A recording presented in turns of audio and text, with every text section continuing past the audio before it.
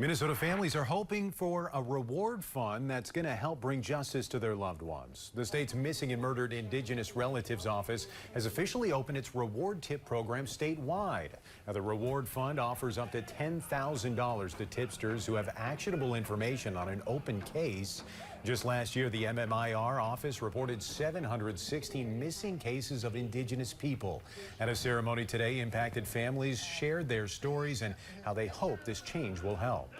I have prayed every day for some resolution, some way to ease that pain of not knowing.